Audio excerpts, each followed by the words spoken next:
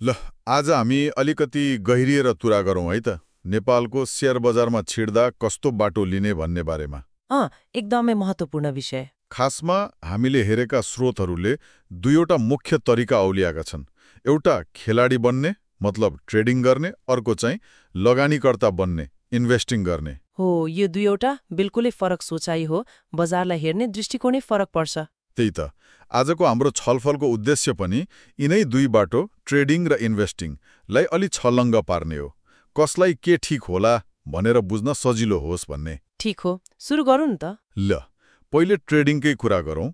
स्रोतहरूले के भन्छन् भने यो चाहिँ एकदम छोटो अवधिको किनबेच हो।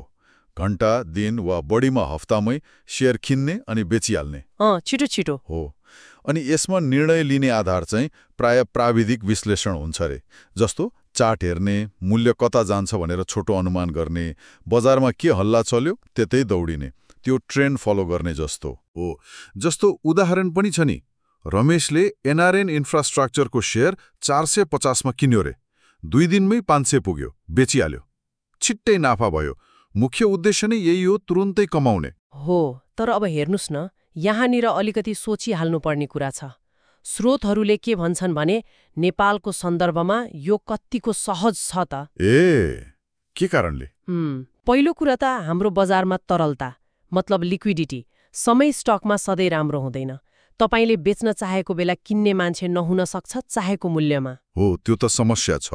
अनि बजार अस्थिर पनि छ नि, एकै दिनमा ठूलो उतार चढाव आउन सक्छ। त्यसैले सफल ट्रेडर हुनलाई त्यो चार्ट हेर्ने ज्ञान मात्र भएर पुग्दैन। अरू के चाहियो त? आफ्नो भावनामाथि एकदमै बलियो नियन्त्रण चाहियो। त्यो 450 को शेयर 500 नपुगी 420 मै झर्दा पनि नआत्तिने, अथवा लोभले गर्दा 500 मा बेच्न पर्ने 480 मै बेची नहाल्ने।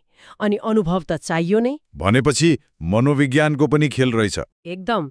स्रोतहरूले के पनि भन्छन् भने धेरै नयाँ मान्छे सुरुमा यही छिटो नाफाको लोभमा पर्छन् अनि अलिअलि छिप्लिन्छन्, नोक्सान खान्छन्। यो त विचार गर्नुपर्ने कुरा भयो। ल त्यसो भए अर्को बाटो इन्भेस्टिङतिर जाउँ। यो चाहिँ कस्तो हो त? इन्भेस्टिङ भनेको चाहिँ लामो समयको यात्रा हो। महिनौं, वर्षौं, अझ दशकौंसम्म पनि लगानी गरेर बस्ने। यसमा चाहिँ के हेरिन्छ त? चार्ट भन्दा फरक? हो, यसमा कम्पनीको आधारभूत अवस्था हेरिन्छ। फन्डामेन्टल एनालाइसिस भन्छ नि।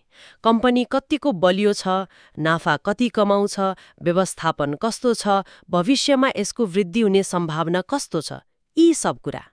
जस्तो त्यो सीताको उदाहरण थियो नि, 10 वर्ष अघि नबिल ब्याङ्कको शेयर 80 रुपियाँमा किनेको, अहिले 800 नाग्यो। बीचमा कति बोनस, कति नगद लाभांश आयो होला। हो नि, त्यो नै हो इन्भेस्टिङको शक्ति। यसको मुख्य उद्देश्य छिटो नाफा होइन, दीर्घकालमा सम्पत्ति सिर्जना गर्ने हो, वेल्थ क्रिएसन। नेपालमा यो कतिको सान्दर्भिक छ त? स्रोतहरू हेर्दा त दीर्घकालीन सोच राख्नेका लागि यो निकै उपयुक्त देखिन्छ। हाम्रा राम्रा ब्याङ्क, बिमा, जलविद्युत कम्पनीहरूले वर्षौंदेखि नै राम्रो प्रतिफल दिइरहेका छन्। बोनस शेयर, नगद लाभांश। एउटा फाइदा त हरेक दिन बजार हेरेर टाउको दुखाउनु परेन नि, हैन? ठ्याक्कै। एकपटक राम्रो कम्पनी छानेपछि धैर्य गरेर बस्यो भने समयसँगै लगानी आफै बढ्दै जान सक्छ। विद्यार्थी, जागिरे वा अरू काममा व्यस्त हुनेहरूका लागि यो निकै सजिलो विकल्प हो। ल भनेपछि हामीले दुईवटा एकदमै फरक कुरा देख्यौं। ट्रेडिङ छोटो दौड, इन्भेस्टिङ लामो म्याराथन जस्तो हो। फरक केमा देखियो त? समय अवधिमा फरक भयो, छोटो वर्सेस लामो, लक्ष्यमा फरक भयो, छिटो नाफा वर्सेस सम्पत्ति वृद्धि, अनि जोखिम पनि फरक हुने भयो, उच्च वर्सेस तुलनात्मक रूपमा कम। अनि विश्लेषण गर्ने तरिका पनि फरक भयो नि त। एउटाले चार्ट र हल्ला हेर्यो, अर्कोले कम्पनीको जग नै हेर्यो, अनि त्यो किन्ने बेच्ने गर्दा लाग्ने ब्रोकर कमिसन जस्ता खर्च पनि ट्रेडिङमा धेरै हुने भयो। धेरै कारोबार गर्दा खर्च बढ्ने भयो। भनेपछि कसले कुन बाटो रोज्ने त?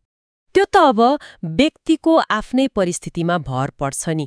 कति समय दिन सक्छ, बजारलाई दिनौ हेर्न सिक्न फुर्सद छ कि छैन, ती जोखिम पचाउन सक्छ, पैसा चाँडै चाहिएको हो कि 10-20 वर्षपछिको लागि जोड्नु छ, उसको वित्तीय लक्ष्य के हो, यी सब कुराले फरक पार्छ। अलिकति प्रश्न पारौँ न, कस्तो मान्छेलाई ट्रेडिङ, कस्तोलाई इन्भेस्टिङ? अब हेर्नुस्, यदि कसैसँग पुरा समय छ, बजारको हरेक चाल सिक्न एकदमै उत्सुक छ अनि अलि बढी जोखिम लिएर छिटो प्रतिफल खोज्न तयार छ भने उसले ट्रेडिङतिर सोच्न सक्छ, तर सावधानी अपनाएर। अनि इन्भेस्टिङ चाहिँ? जो अलि धैर्यवान छ, नियमित रूपमा थोरै थोरै भए पनि बचत गरेर लगानी बढाउन चाहन्छ अनि 10-15 वर्षपछिको लागि सम्पत्ति बनाउने सोच राख्छ, उसका लागि इन्भेस्टिङ नै राम्रो देखिन्छ। बुझियो, दुवैका आफ्नै फाइदा बेफाइदा रहेछन्।